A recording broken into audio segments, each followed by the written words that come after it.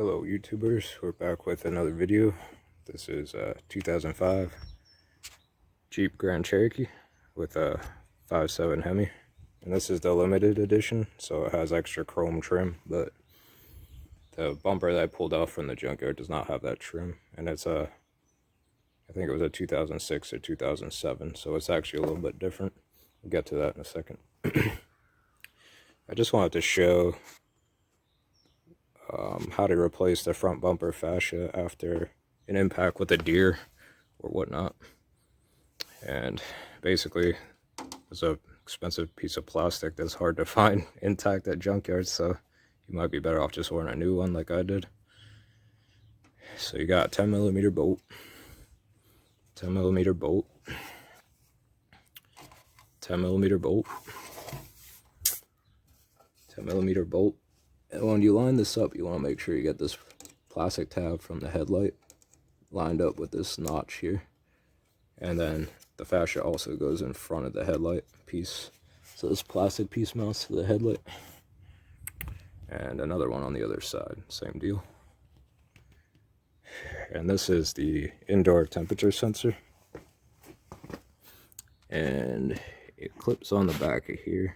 So there's basically a square. And these little tabs on the side, there's one underneath, like right here. Pretty much pinch it. So there's a little tab that has a hole, and you just line it up and press it in there. It's kind of hard, and make sure you don't break this because this plastic is so flimsy. Oh, I lost my focus. There we go. And I also had to repair this headlight because it was just hanging. This was actually the only mounting tab that didn't break. So, to take the headlight off, there's this screw, 10mm, this one, 10mm, and I actually epoxied that back together. It actually ripped right out of the housing, and it's holding surprisingly well. We'll see if it lasts any length of time, and then on the top, there's also two more. You have 10mm bolt here, and you can see it broke right here. I glued that. And I bent this up because it was so tight getting the headlight in there. I didn't want to break my repair. So I'm going to bend this back down with pliers. And then same thing over here. It broke there. And these plastic clips were kind of a pain. I don't know if you could get replacements, but I was able to salvage this one. So you basically just pop this up, kind of like the ones that hold the bumper in, or the grill. And then there's this like plastic piece that goes way down in there, and this goes through there. And you basically got to wiggle it. I used these to get up underneath it and just kept wiggling and yanking as hard as I could, and eventually came out, and when I went flying, but got it out. Let's see. And I'm not sure if the grill is going to use this one or this mounting tab, but I know there's 6 holes for the grill. I believe these two. It must be this one, this one, this one, this one, this one, this one, and this one. So there's 6 clips. The clips look like this for the grill. Let's see. I checked this headlight out, make sure there's no cracks. This one was fine. When you pull, I pulled this whole headlight assembly out to do the repair, and you basically got a light bulb here. Turn it counterclockwise. You got one here. Don't know if I could get the camera in there. Yeah, so you got the gray one, and then there's a black one underneath it. You can barely see it with the tape. And then I can show you through my little hole here, maybe. Yeah, there's a little side blinker one.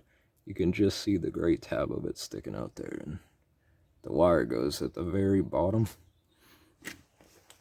And there's like a plastic round piece that goes in there.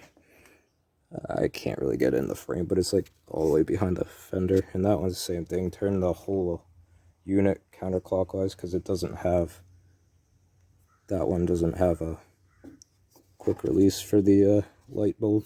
It's kind of wired right in. So it's easier just to spin the bulbs out and keep them hanging by the wires, in my opinion. And then on the sides here, you got fog light harness on both sides. It's basically just pop it open, slide it out, and then over here, why is this thing not focusing? You got 7mm mounting for the sides, and then a push pin here for the bumper cover, and then all the way underneath you're gonna have 3 10mm bolts, look like that. Mine are really rusty, but oh well. So basically one here, where's the middle out there, and then one over there.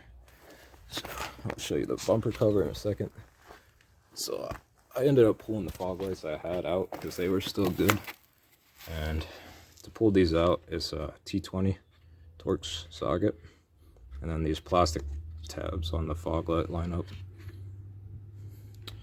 And then you want to make sure that this is facing up when you put it back in with the cutout in the bumper.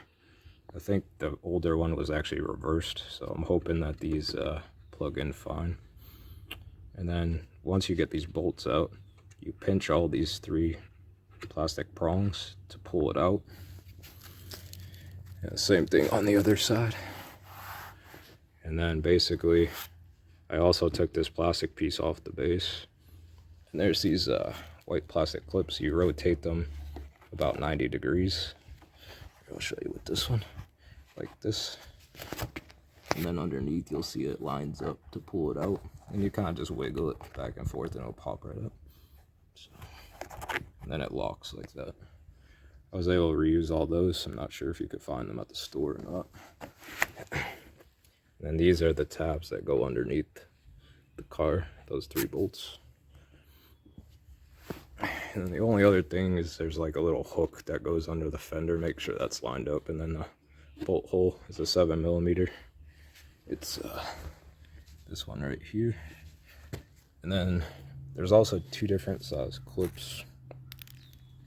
So the bigger ones are for the grill, and I'm also going to try and use them for the flaps on the side because those are bigger. And we got these smaller ones that go on the bumper tabs up in here, and there it looks like there's about 4 or 5 of them. Now, if you're wondering why there's bolts in here, somebody at the junkyard drilled holes in the bumper to try and have a quick way to get the headlight out, but I guess they soon found out that you have to pull the bumper cover anyway because there's that lower one and you really can't get the headlight out without taking it off, so they kind of hosed me with that. But I was happy to find a silver one, so that's that.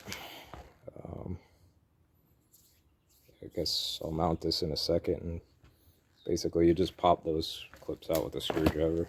I think most people are familiar with these. So these close. Pull this up with a screwdriver, and I usually just grab a set of pliers and yank the pin right out and then pry underneath this part with a screwdriver. That's pretty much it. I was able to find these little ones at Advance in there. Oh boy.